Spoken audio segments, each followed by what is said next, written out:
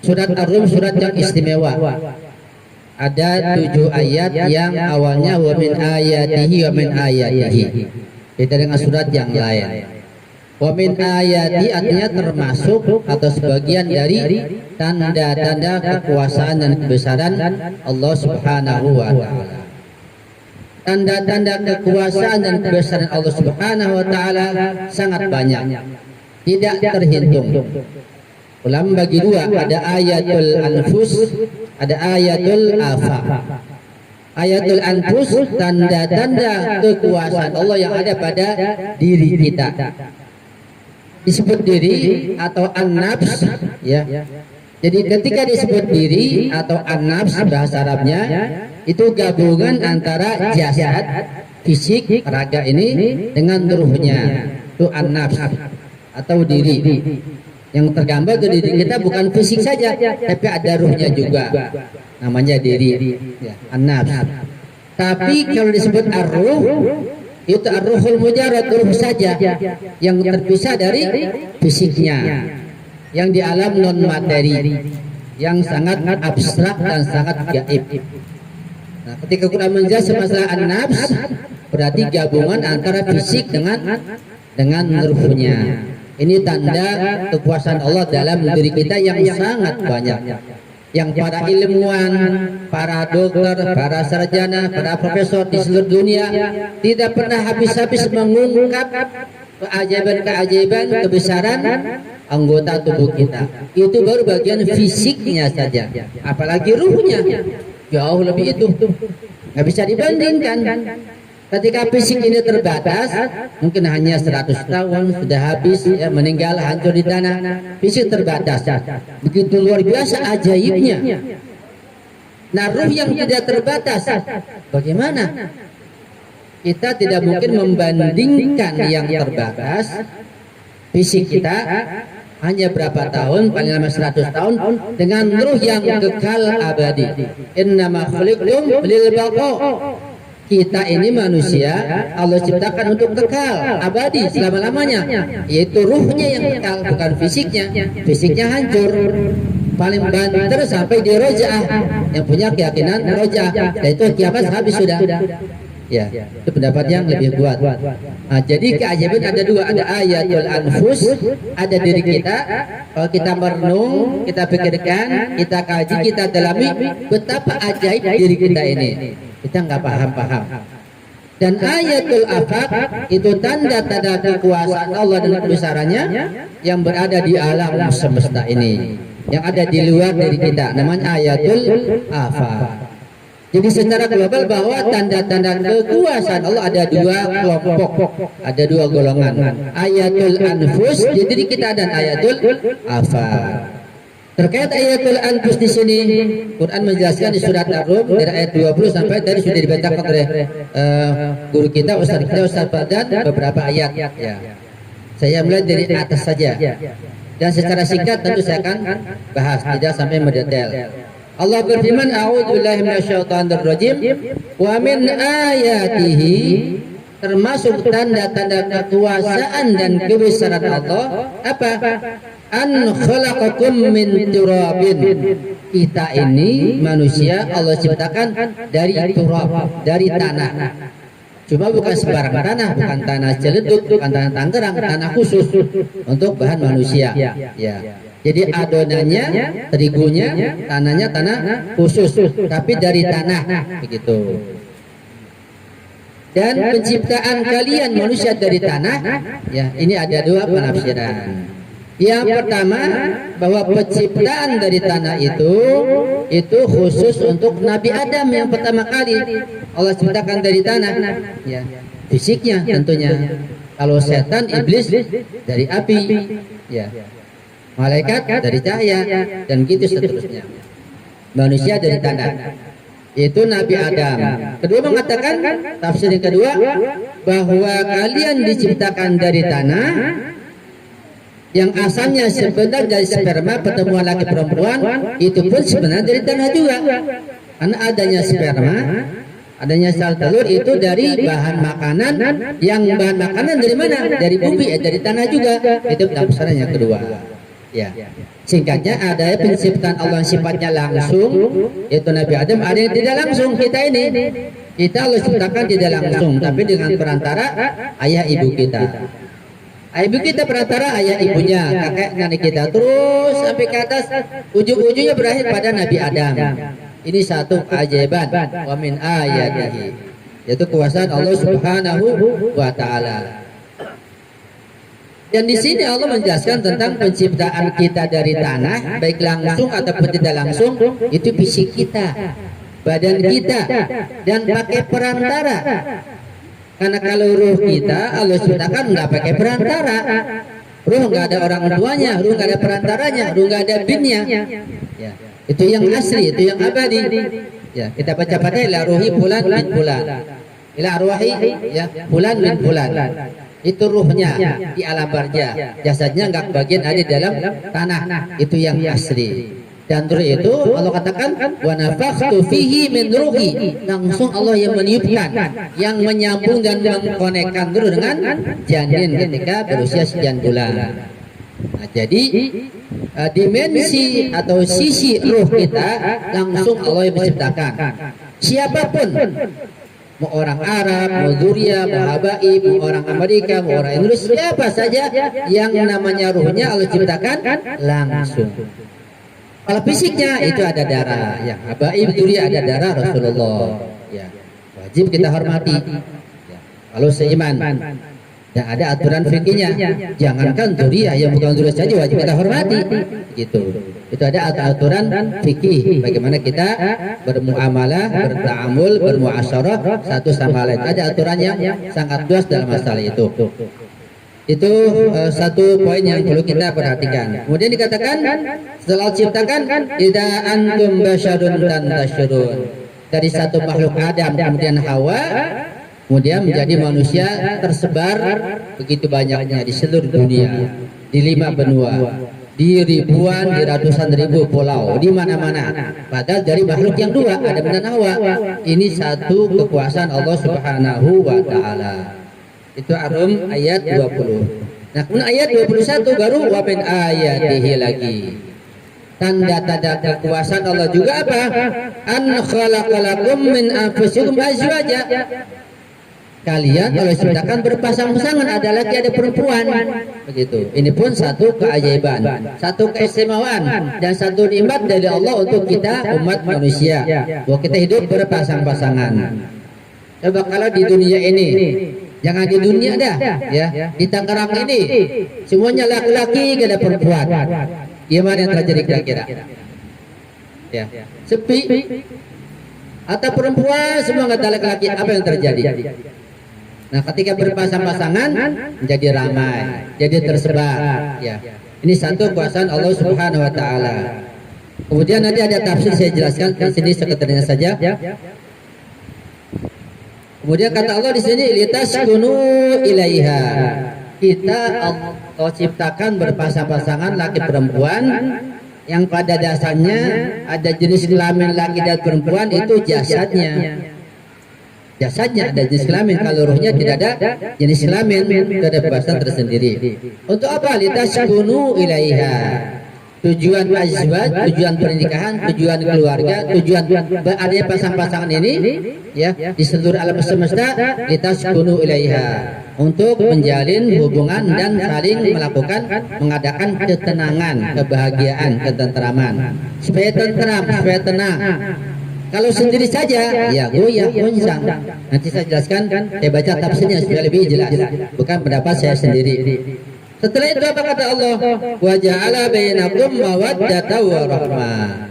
Setelah berpasang-pasangan, Allah juga yang menjadikan secara fitrah adanya mawaddah wa rahmah. Di ayat yang lain Allah mengatakan, "Lau anfaqta fil ardi jami'an ma allafta baina qulubihim walakin Allah allafa bainahum." Kalau kalian ingin menyatukan dua hati atau dua kelompok yang berseteru, yang bertikai supaya damai, kalian mengeluarkan nafkah harta seluruh dunia, seluruh bumi, tidak mungkin bisa damai.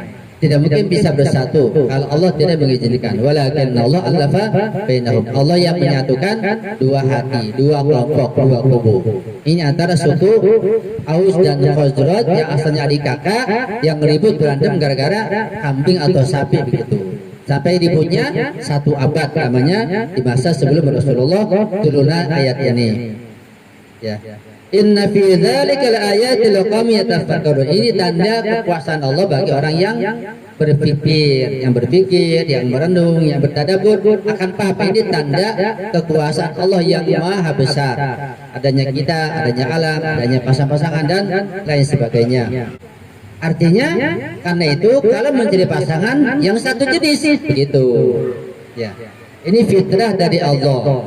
Artinya kalau laki-laki mencari pasangan yang sejenis manusia itu normal, itu sesuai perintah Allah, itu wajar, itu sesuai fitrah. Tapi kalau laki-laki mencari pasangan dari hewan, ya nggak normal, gitu. Bahkan juga kalau bukan jenis manusia, jenis jin misalnya, ya susah.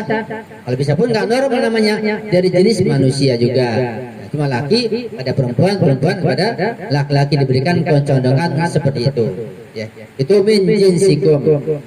Kemudian apa tujuannya? Tujuannya ada ungkapan litaskunu, linya lil goya. Apa tujuan pernikahan? Apa tujuan berpasangan? Apa tujuan akad nikah dan berumah tangga? Kata Allah menjelaskan ini. Bukan saya hanya bacakan saja. Litaskunu ilaiha. Kata beliau di sini, al-ghaya ya as-sakinah ar-ruhiyah wal hudu an-nafsi. Tujuan berumah tangga, tujuan pernikahan untuk mendatangkan ketenangan, kedamaian, kebahagiaan. Ya. Nanti di sini beliau menjelaskan, ya sampaikan saja, nggak usah saya bacakan. Karena itu kata beliau di sini di bawahnya ya, nggak usah saya bacakan saja. Ketika manusia sudah balik, sudah dewasa, hidup membujang sendirian, baik laki atau perempuan, dia masih goyah, belum stabil. Makin besar usianya, makin dewasa, makin tambah usianya, makin goyah. Ketika belum keluarga, nggak tenang.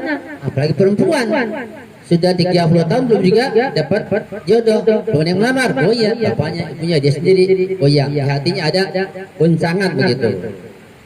Laki-laki begitu juga. Karena itu adanya laki perempuan ditaskum ilaiha. Ketenangan tidak mungkin, kata di sini ya, bukan kata saya. Ketenangan, kebahagiaan, kedamaian tidak mungkin bisa diperoleh tanpa menikah. Coba tanya Haji dari usia menikah, ya enggak? Ya. Kalau aneh Fadlan masih goyah, belum menikah, nanti tunggu sabar. Coba nih Ustaz Jihad yang baru menikah. Ya.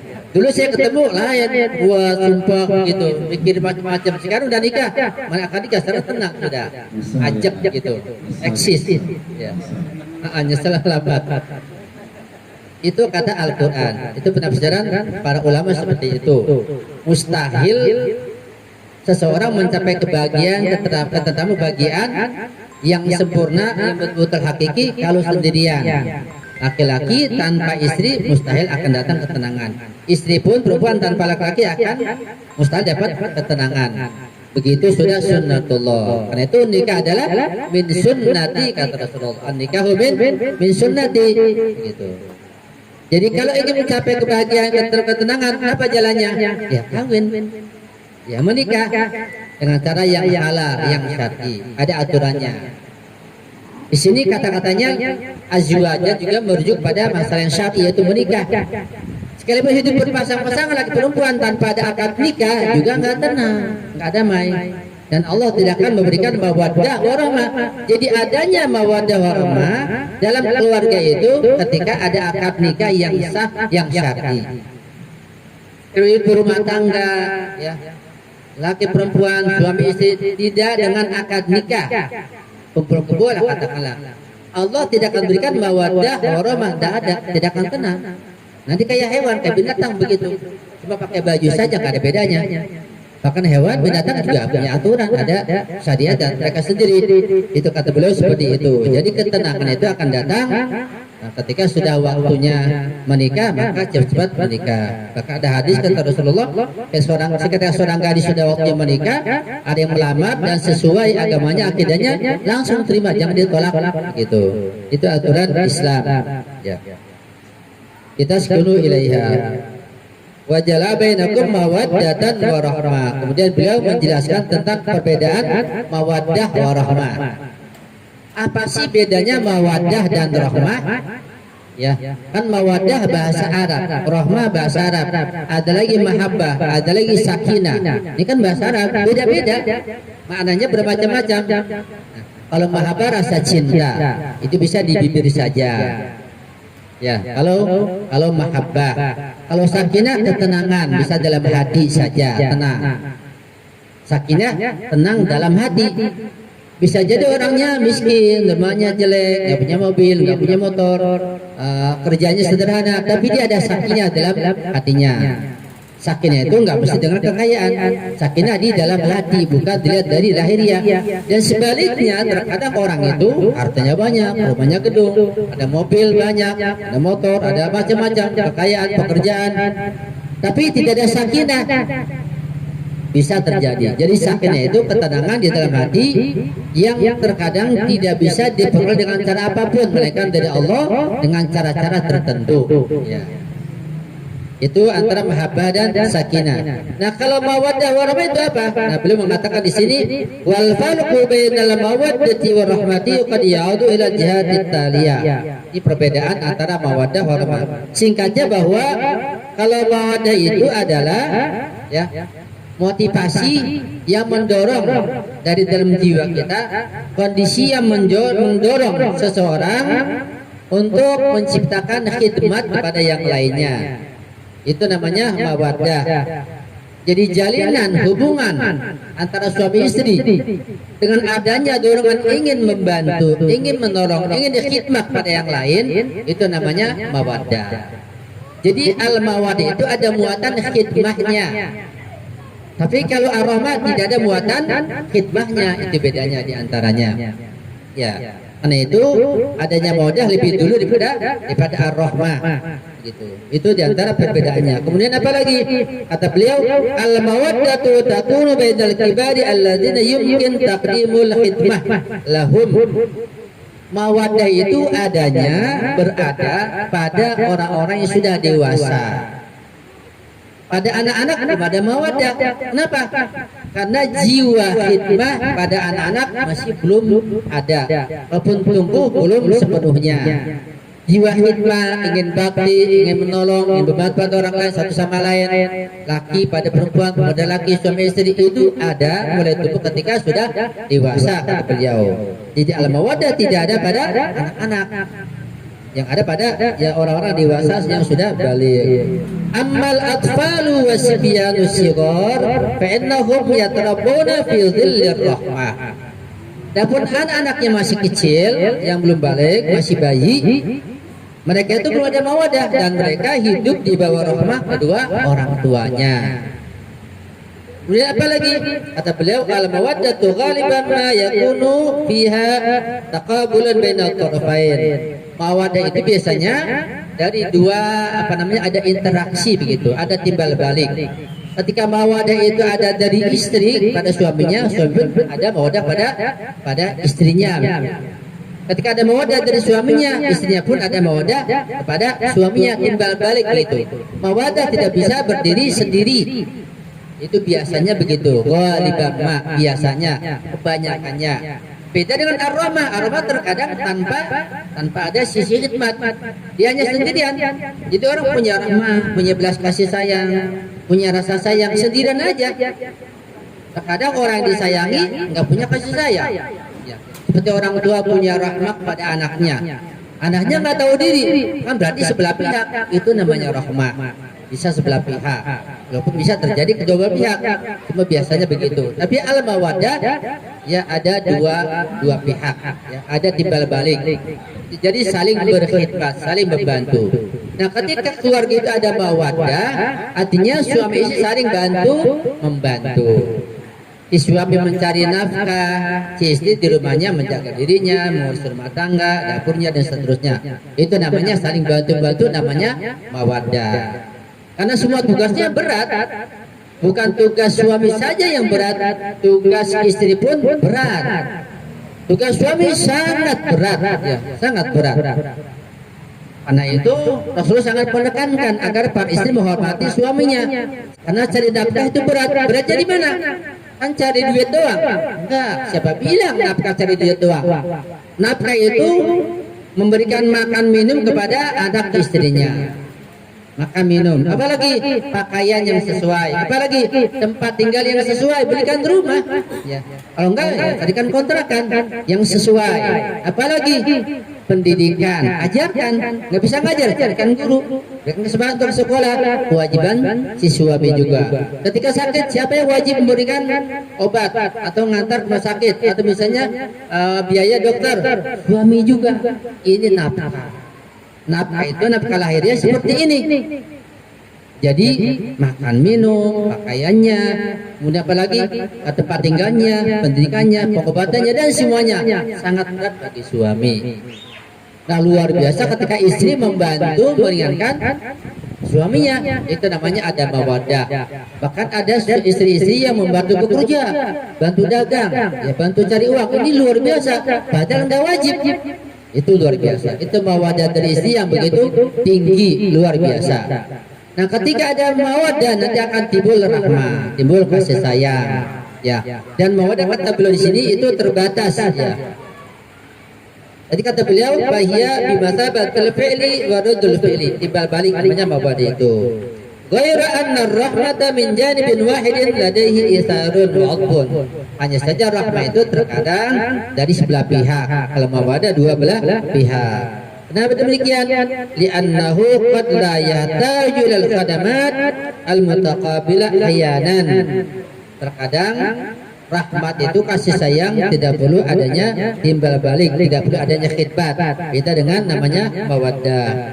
Dan adanya mawaddah dan rahmah itu, khususnya mawaddah itu menjadi dasar, menjadi landasan berdirinya masyarakat yang sejahtera. Kalau tidak ada mawaddah masyarakat ya tidak ada kesejahteraan. Karena mawaddah itu gotong royong, bantu membantu itu mawaddah. Bukan hanya cinta tapi ada gotong royong, ada khidmat, ada yang dilaksanakan, ada yang dikerjakan, gitu. Itu namanya mawaddah. Jelas ya? Itu bedanya mawaddah dengan rahmah.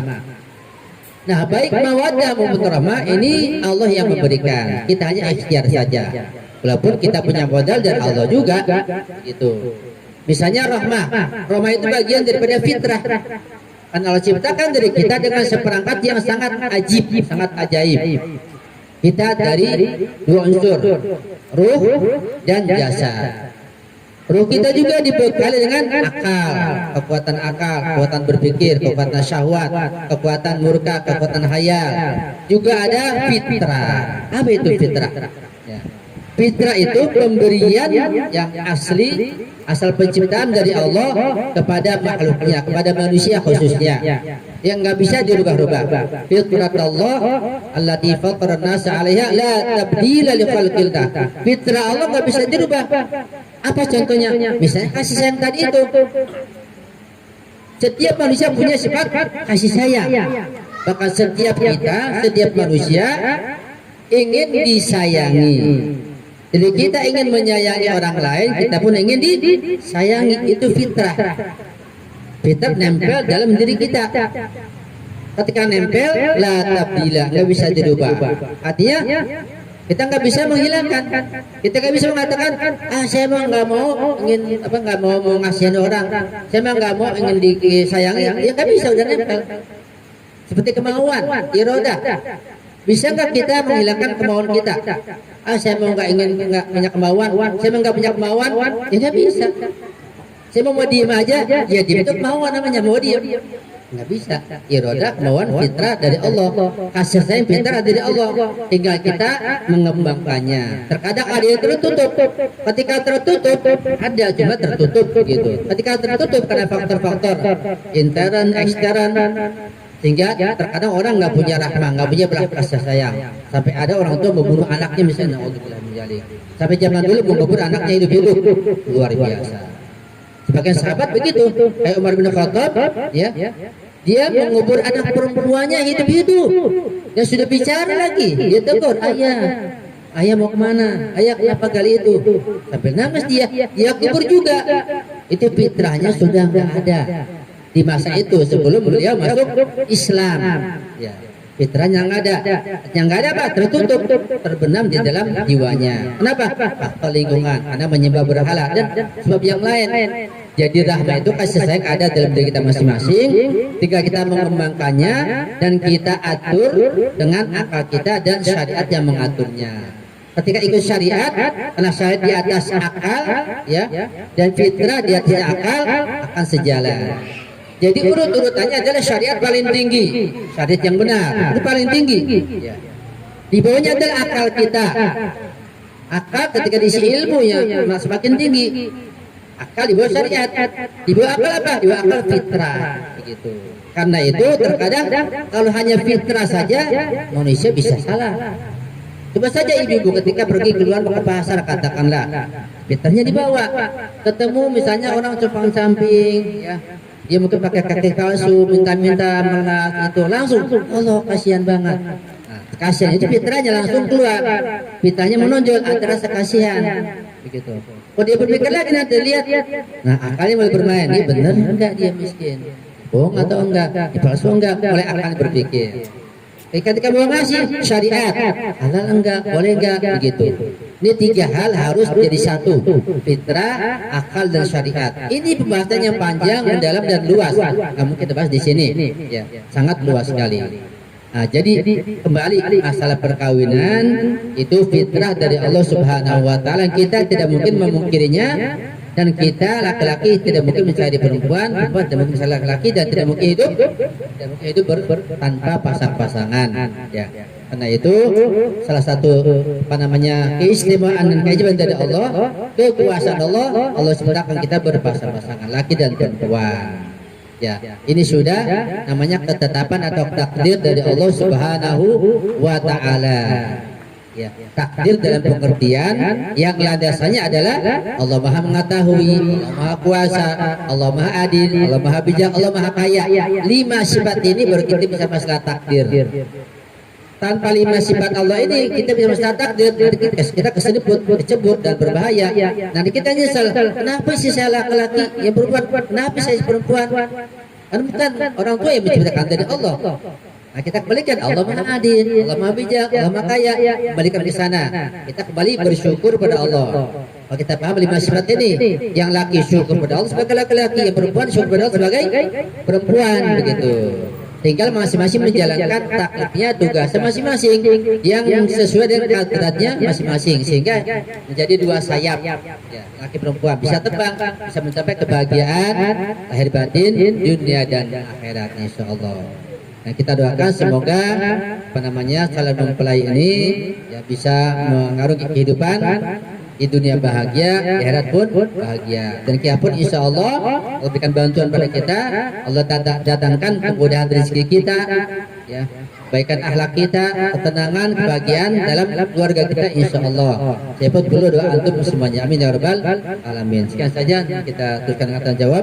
Saya akhiri, mohon maaf. Wassalamualaikum warahmatullahi wabarakatuh.